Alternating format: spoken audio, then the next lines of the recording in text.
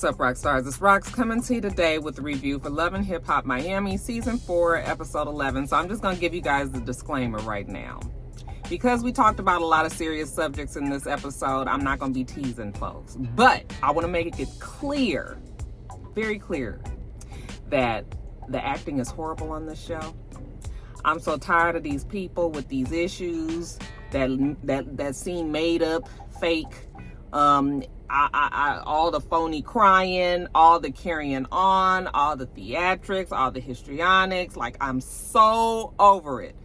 But I'm gonna try to refrain from just really getting hard on people because of what you guys might be going through. See, some of these storylines might mirror some of the things that's happening in your lives. And only because of that will I not just be going in on these people. But I'm telling you some bullshit. It is some bullshit on this show. Florence's whole storyline is so damn ridiculous.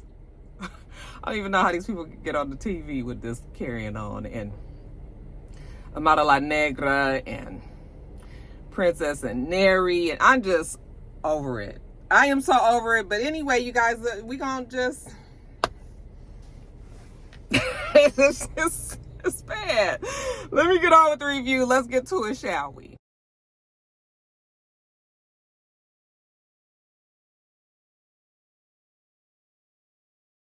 So I guess we can start with Trina. Trina is still over in the Keys with Bobby and Joy. And Joy says she blames herself for what happened the night before, with Pastor Bentley. Okay. Now, let me just make it clear. I wasn't saying that Trina needed to believe the woman. I didn't say that she needed to agree with the woman. I just simply said that her going off on the woman the way that she did was unnecessary. Okay, this woman just came because Joy was the one who asked her to come. So I couldn't understand the reaction. Now, nobody was talking about her mother. This woman was saying that whatever she thought that God had sent her to do. Now, whether or not you believe that, that's fine. Like, Trina doesn't have to believe what that woman says. I have a very healthy side eye for people who claim to be prophets and things like that, So I understood where Trina was coming from in that sense. It just seemed like there's still so much pent up emotion in her that she could really stand to talk to somebody. She could stand to work on that, because you can't cuss everybody out because your mom died. I can't cuss everybody out because I am so hurt about my mother being dead. These people ain't did nothing to my mom. I'm gonna say it in my way, and regarding me, because we both lost our mother. Yes, there was times when I was so angry that I just could not even think straight. But at some point you have to realize that nobody did anything to you or your mother, that it was an unfortunate disease, this cancer that is just horrible, that that they succumb to, and so I feel for Trina, because the pain is, like she said, it's always there. But you can't go through life cussing and fussing everybody out because of it. You're going to have to learn a way to try to at least not unleash that on everybody else. Okay, just try to get that part under control. So that's really all I was saying. But anyway, she said she's going to try to stay positive. Joy says that she's trying to keep the rest of the trip positive. So when they all come out for breakfast, well, actually it's Joy and Snoop, and they're talking about what happened the night before, but they can't even really get to talking about it because then Trina and Bobby comes out there. And Trina says that she and Pastor Bentley, they agreed to disagree. She wasn't really trying to go off on Pastor Bentley like that. She felt like Joy just kind of overstepped. And possibly Joy did. You need to know your cousin better than this, okay? And so while they're sitting there eating, Bobby gonna say, so Joy, did you apologize to Trina for what happened the night before? Because Bobby said he knew that was gonna be a bad idea, okay? And she was just like, shut up, nigga. Like, you always trying to start some mess. Okay. But Trina said that she's just moving forward. She's not mad at nobody. Things just kind of went left. But yeah, don't do that shit no more. Okay. Now, even with all that happens, Joy is still trying to figure out a way. Okay. To get Trina to relax. So this time she gets this other person. I forgot. I didn't get exactly what her official title was, but what she is going to do is try to help the people try to get in tune with themselves and relax. And you know how they have those sound, I don't even know what they're called, but they have that stick, and they bring it around the jar, and it goes ooh, you know, and it makes all the, depending on the size, it makes all the different sounds. Actually very, very soothing. I know a few friends of mine that actually do that to meditate, or I guess to center themselves or something. And you guys, really, it's amazing, because I'm not into a lot of new age stuff like this, but something about that does relax me. So when the girl was doing that, and all you could hear was it, I mean, they had actually edited out really pretty much her talking, and all you could hear was the doo. I mean, that shit was soothing. Like, I was relaxed. I was like, okay. I mean, it only lasts like 30 seconds, but I mean, as far as the show was concerned. But it was very nice to hear, and it seemed to have helped Trina. She had even fallen asleep for a second. So Trina didn't seem to have a problem with it, even though she was just like Joy, always trying to heal somebody. You know, she can't help herself. But Trina, you know, I don't know if it's because she knew she had been just really flipped out on everybody the night before, or if she just really was feeling like, okay, this wasn't so bad. Whatever it was, it seemed to help. Then it starts raining, so everybody runs in. But I guess we would call this mission, this one went over a little bit better. Now, Sheila. She's still sitting down with Neri and Princess. And they are still trying to argue their point with Sheila about her retreat that she's having strictly for Black women. And you guys, I can't tell you how much this part of the show irritated me. One, because while I understand the things that Princess is saying, yes, you know, there is racism even within families, especially when you have mixed families, people of different races mixing and having kids. You know, those kids can be brutal and, you know, do and say horrible things. And not even the kids, because when she talked about her not being able to go to Disneyland because she had Black in her, you know, that obviously was the decision of an adult. So I'm not saying that Princess did not suffer trauma from what happened to her as a child. What I'm saying is, if you feel that the space is needed for women who raised Black kids but were not Black themselves, then why don't you sponsor an event? Why don't you give a retreat for women in that same predicament? See, you can't come in and tell somebody how to do what they want to do, okay? Even if your feelings is hurt about it, you cannot tell Sheila, don't have this for Black women, just have it for women in general. That's not what she's trying to do, okay? And nobody is saying that women in general need a space, all right? But that's not what this is. So even with them trying to put the pressure on them, I was very happy with Sheila's response. She was like, first of all, I don't have to explain anything to you. This is the retreat that I said that I was going to have.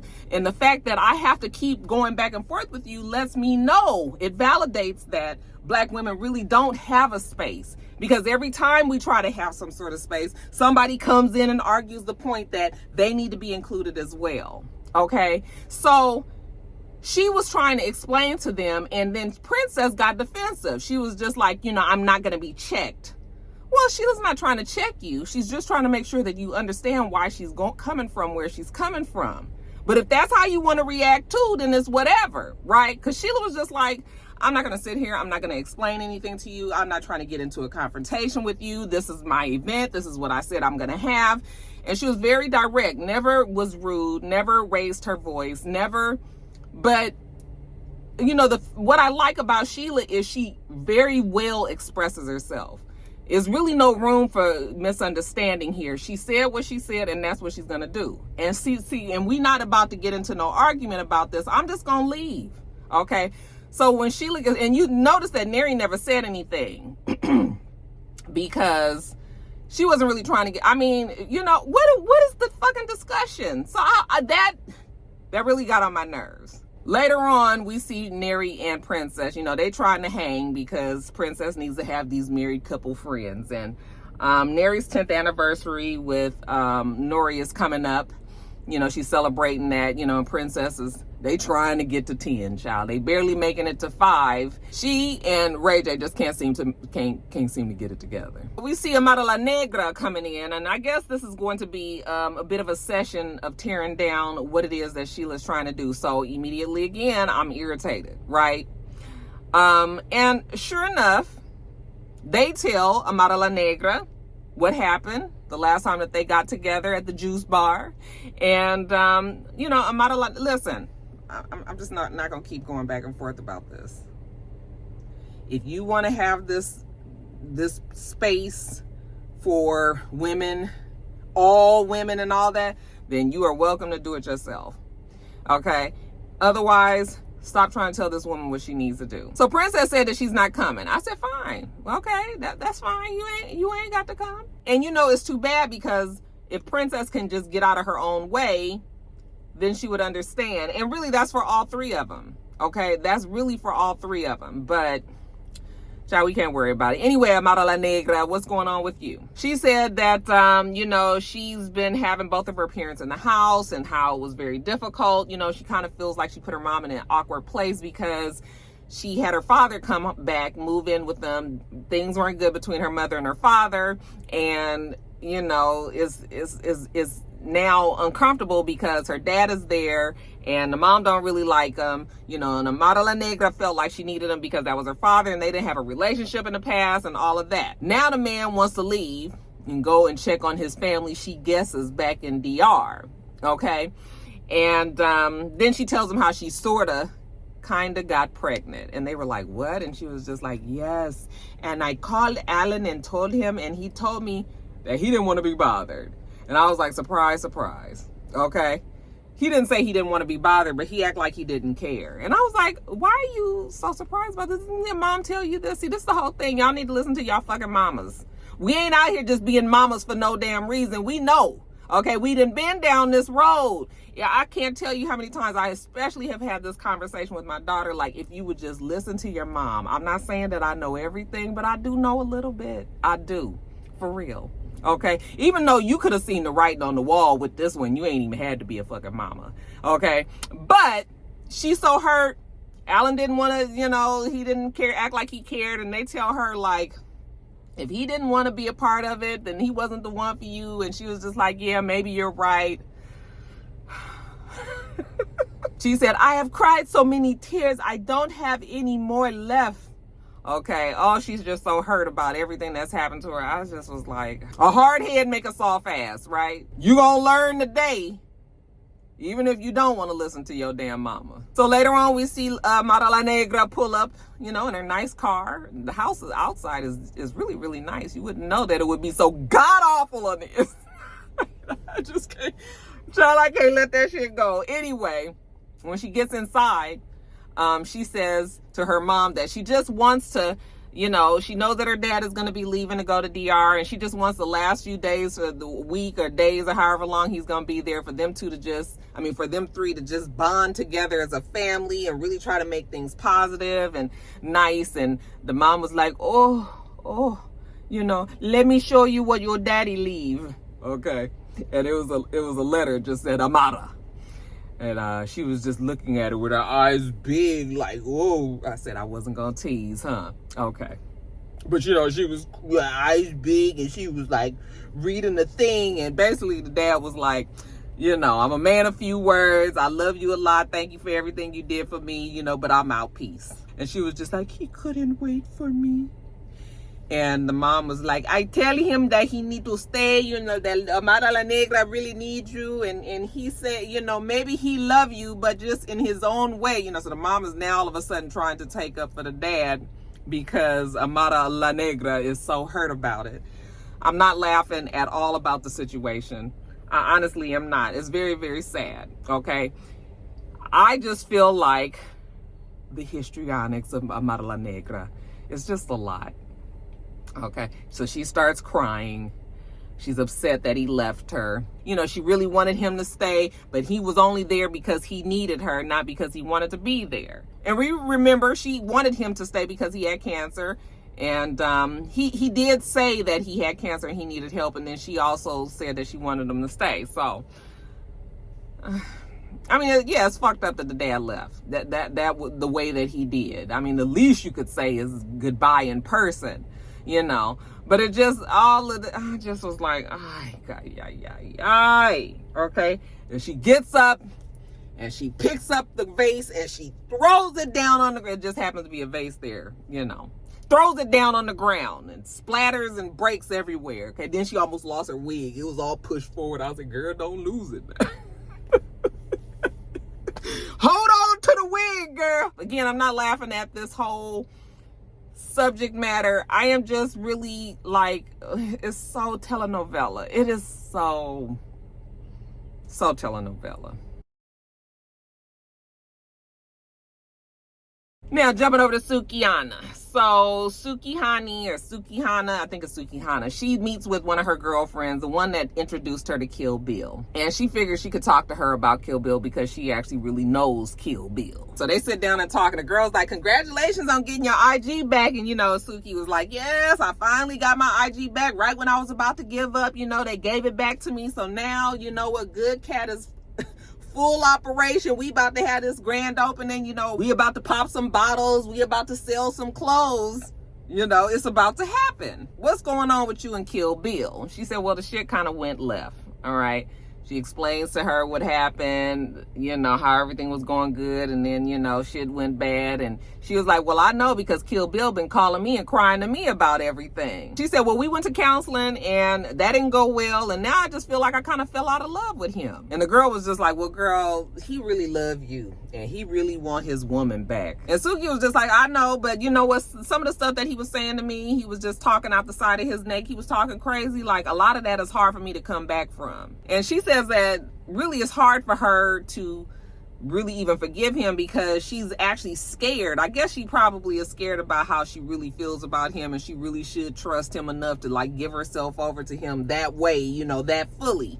So the girl was like, well, listen, this is how you can maybe see if this is something that's even worth working out. You know, get you a piece of paper, write your pros and your cons of being in a relationship with old Kill Bill. And if your pros come out to be more than your cons, then you stay with him. If your cons turn out to be more than your pros, then you leave his ass alone. Okay, that's the best way to kind of gauge whether or not you going down the right road with Kill Bill. Now, speaking of Kill Bill, we see Kill Bill talking to his homeboy. Okay, and oh y'all, Kill Bill is in a bad way.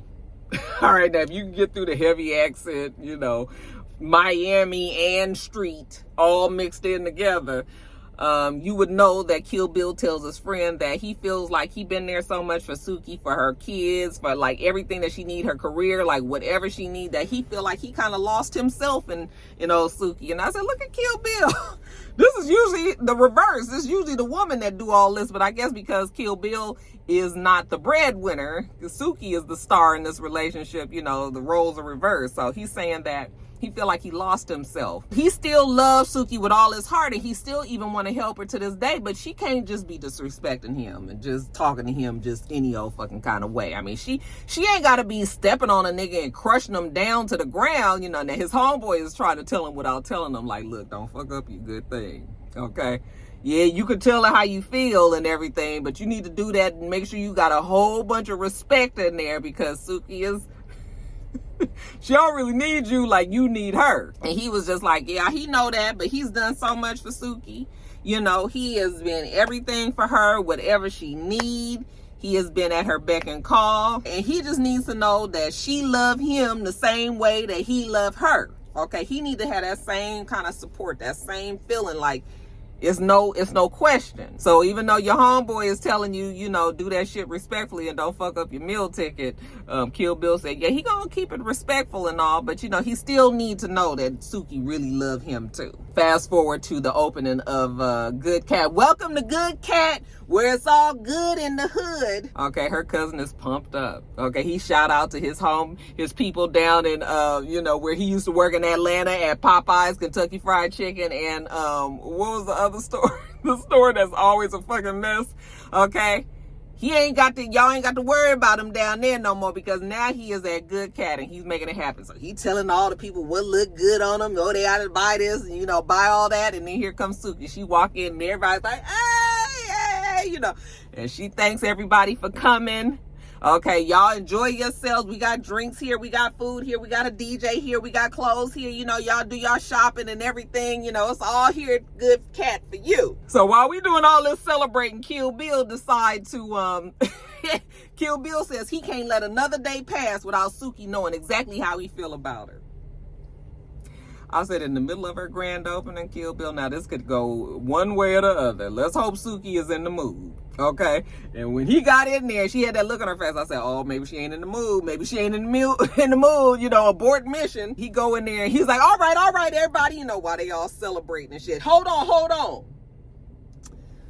So he take command of the audience. And Suki just looking at him. He basically says he professes his love for her kids. It has nothing that he wouldn't do for neither one of them. You know, he says that she is his soulmate. He dedicates his life to her.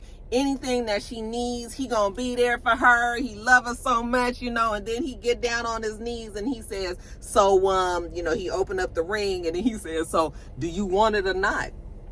Nigga, is that a proposal? I didn't know what the fuck that meant.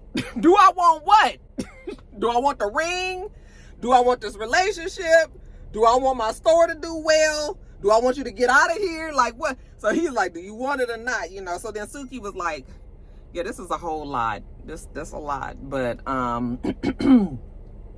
you know, at first she looked like she was going to feel a certain way about it, but then her friend can't come in and her friend was like, you know, he really love you. Like, he really love you. He from the street. You know, he don't know how to express himself all that well. And I said, he actually seems to do a very good job of expressing at least how he feels for Suki. You know, she's like, he from the street and he from the hood, but he really love you. And so I guess that must have opened up Suki's heart a little bit. And then she says, you know, she knows that he loves her and her kids, and no matter what, he always gonna have her back. And so she gonna always have his back. And, you know, so then she say yes. I said, girl, what are you saying yes to? What do you want exactly?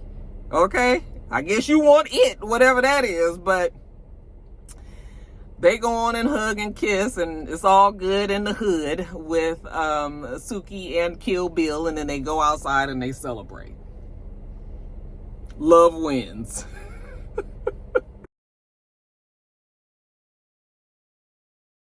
And then lastly, you guys, this story with Florence is so stupid.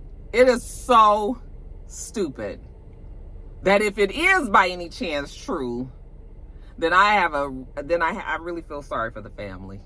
I do. But let me just tell you. So Florence is at Gael's restaurant. She says they've always been in competition with everything, even with competing restaurants. But now it's time for them to stop competing. And now it's time for them to be sisters. So she's at Gael's restaurant. And her other sister come. I said, bitch, if y'all don't look like triplets, I know something. I mean, everybody look exactly the fucking same. Okay. This new sister come in. I think her name was Joy. She come in there. She tell us that even Joy had told her that Marlon had tried to come on to her as well. And I said, well, the nigga was confused. He thought that maybe he was talking to Florence when he was talking to Joy and Guy. Like, you bitches, y'all look alike. But Marlon is trying to hit on all the sisters, let them tell it. Ain't nobody told this girl, like, well, who's your loyalty to? Why wouldn't you tell your sister this immediately when it happens, you know? So I'm just sitting there like, oh, God. But, you know, like I said, Florence said she wants bygones be bygones, and so she tell Gael that she realizes that something is going on with her. Something is happening deep inside of her that, you know, she a little off and she wants to be there for her. Okay. So what's the problem? And Gael tells her that her son, who's in jail, he's in jail previously because of he had a robbery charge and then he violated his probation. And so now he's in jail. And while he's in jail, some shit went down and he ended up getting stabbed the night before. And then that guy, listen, it's a shame that her son got stabbed in jail if that is indeed true. But I'm telling you, when that Gael got to crying, or whatever that was she called herself doing on that screen, I said, Mona, bitch. We need some new actress coaches up in this motherfucker now. What the fuck is going on? Why is this girl sitting here? I mean, face just as dry. Ain't a tear to first up on this bitch. And I said, what? Florence said Gael been acting strange for a long time. The boy got stabbed the night before. So what's the reason why she been acting a damn fool? If that's what you... Child, I said... And so they was all trying to console Gael. It was some of the worst acting I have ever seen on Love and Hip Hop. And we know we seen some bad acting. But I was like, Gael and Joy and Florence, y'all ain't about to come with this shit today. We ain't gonna take it. Okay? Whoever wrote this damn scene, you got my permission to beat their ass on sight. But it is a shame if it is true, if the son got stabbed. I'm not even laughing about, like, that's not funny. Okay? So y'all don't be in my comments with that. That is not funny. I'm just talking about how bad the acting is on this show. It's So anyway, Florence tells us that she needs to have closure on this situation with Marlon and Debbie. Okay? So she has decided to meet up with Gael, Debbie, Marlon, just so she can everybody can tell their sides of the story and it won't be no lies. Okay?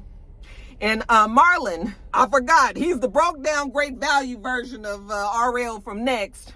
He tells us that he realized that he was inappropriate. You was inappropriate? He realizes he was inappropriate with Debbie. No, inappropriate would be if you said something like, ooh, look at the big ass on you. Okay? Inappropriate would be kind of looking at him and licking your lips at him. Okay? Inappropriate is not putting your fucking face in the place. Nigga, you was cheating. Okay? This is sexual contact that you having with some damn body. Nigga, so he say he gonna come clean, right? So Debbie gets there first. Debbie got an attitude. Marlon gets there. Gael and Florence is sitting over here. Okay? And she says that she realizes that her sisters is all she got, you know, so they all one big happy family. They confronting Marlon together. So what exactly happened at the day that all this shit went down? And Debbie says, well, you know, we were sitting in the back room and we was talking, you know, we had a hookah going and we was talking about, you know, just shooting the shits. And he got to telling me, you know, you was always working and all of that. And next thing I know, I had on a long skirt. I was sitting on the table kind of like the same way that, you know, you sitting on the table there. And he came over to me, he lifted up my skirt and he put his face in the place. And she said that, you know, I guess she couldn't stop him. And she said that, you know, she don't even do stuff like that. Like, she ain't even, you know, she was going to tell Florence ahead of time. But she didn't, obviously. And Florence is like, what? You told me, you lied to me. You said, I said, girl, we done been through this 10 times already. Now, why are you still fussing at this nigga? If you... Girl. So the girl tells her that, you know, she don't really normally do this. And he came on to her and he was saying that he got trapped. Okay. And the girl was like, I did not trap you. You did what you wanted to do. Everybody in that room was full of shit. Okay. Florence jumps up and fussing at him about, you know, him lying to her and how do you think I feel and all of this. And he's still trying to plead his case. I said, nigga, if you thought that this was the way that you was going to fix it, you're sadly mistaken. So they get to arguing, yelling, and finally Debbie said, let's jump this nigga here. Okay. And so then when she say that, and Florence is already trying to hit on him and everything, here come the crazy 88s, child. We ain't seen them in a long ass time. We ain't even had a need for crazy 88s lately, but, and they was all lackluster. They just came in there. I said, Mona ain't around no more. Y'all don't even get the right pay no more. Huh? Y'all just come on in there like, okay, y'all stop this, you know. Isn't it interesting that we have Kill Bill and the Crazy 88s all on one episode? They break up the fight and, you know, that's pretty much it. But I just was like, if this story is indeed true, which I totally don't believe is, but if it is true, like I said, something wrong with the whole fucking family, okay? And even Debbie, who just really trying to make it seem like she ain't did nothing wrong, you let this married man that you knew was married at least get a little taste of the coochie and you didn't try to stop him, then you're gonna try to tell us you ain't that kind of woman. Girl, you know, get off my damn screen. Anyway, y'all, let me, I got to get back to work.